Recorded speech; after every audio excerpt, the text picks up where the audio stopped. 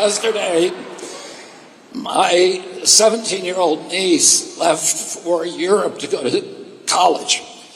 And while she was packing, her mother, Amaryllis, my daughter-in-law, noticed that she had put a Bible in her suitcase. And Amaryllis was curious about it. And she asked her, and Zoe said to her, "I want to live like Charlie Kirk."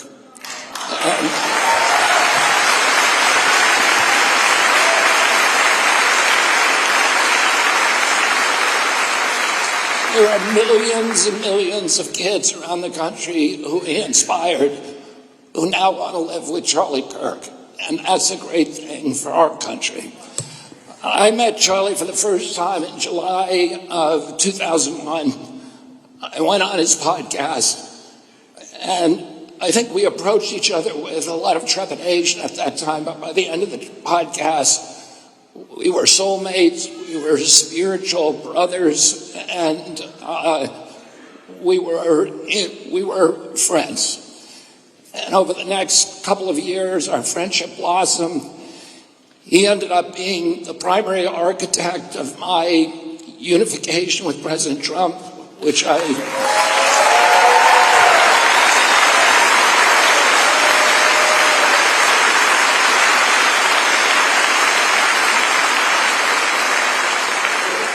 did my endorsement at his rally, at the Turning Point rally in Scottsdale. And he was the one who put the sparklers on the stage when I shook it.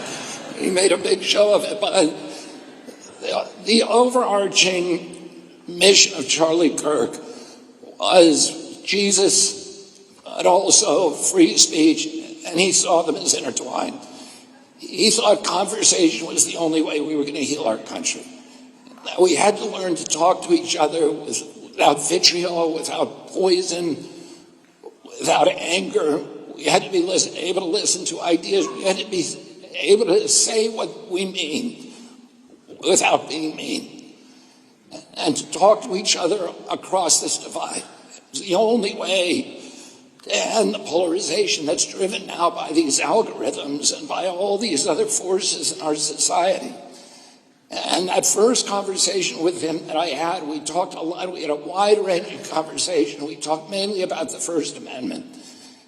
We talked about the fact that our founders put freedom of speech in the First Amendment because all the other rights are dependent on it. A government that can silence its opponents has license for any kind of atrocity. And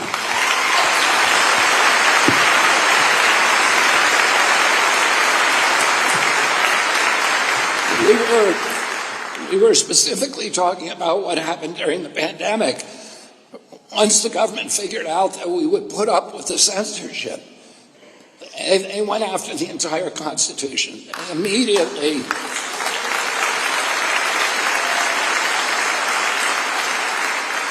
They immediately took away our right to assembly, the First Amendment right with social distancing regulations.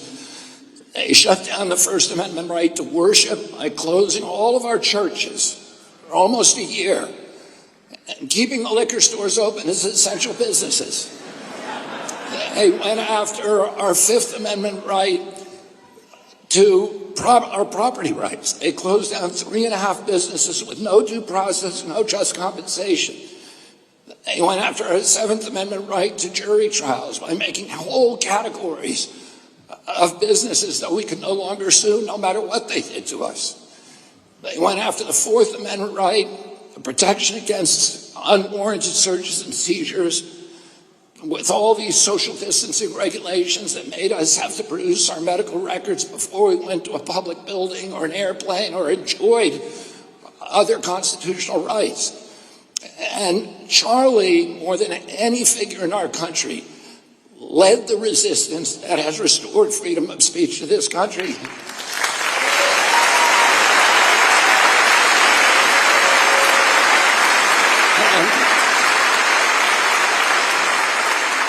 And he built this movement, which is going to make sure that that never, ever happens again.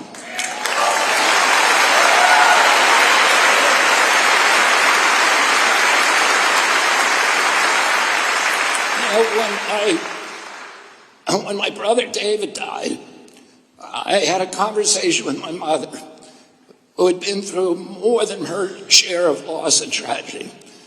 And I asked her, does the hole that they leave in you when they die, does it ever get any smaller?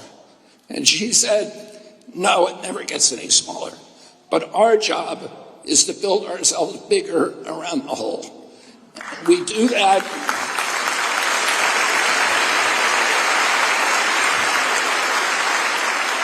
We do that by taking the best virtues and character traits of the person that we lost and using discipline and restraint and practice, integrating those character traits into our own character. And in doing that, we make ourselves larger and the whole gets proportionally smaller. And we also give that person a kind of immortality because they are now living on, the best parts of them are now living on in us. In one of my conversations, and Charlie was a target-rich environment for virtues. We can all think of something extraordinary he did, his love of family, his love of God, his love of freedom of speech, his reverence for this country, his belief that we are an exemplary nation. We are unique in history. We're the only nation with this kind of constitution. In Europe, they don't have free speech anymore. We have it here, and we are the beacon for humanity for the rest of the world. And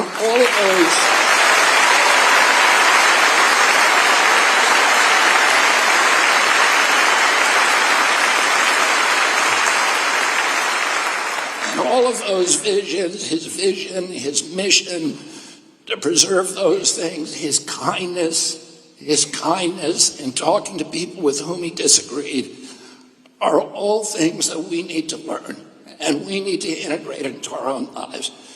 And as Tulsi said, we need to reach out with love to the people on the other side who are asleep and who are too frightened and too panicked and too controlled to understand what they are losing.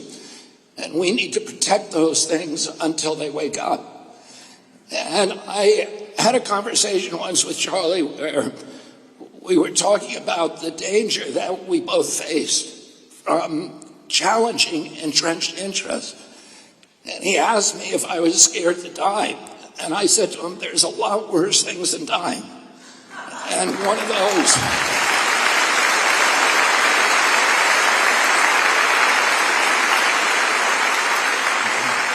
and chief among those is losing our constitutional rights and having our children raised in slavery. And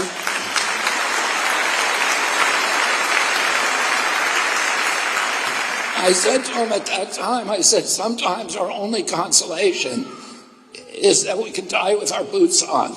We can die fighting for these things. And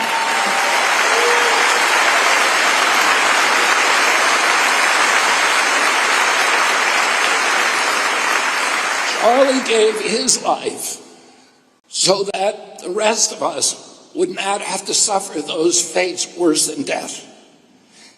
Now it's our job, that he's no longer there to lead us, to rush in and fill the breach and win this battle for our country, for God, and for our families. Thank you all for that.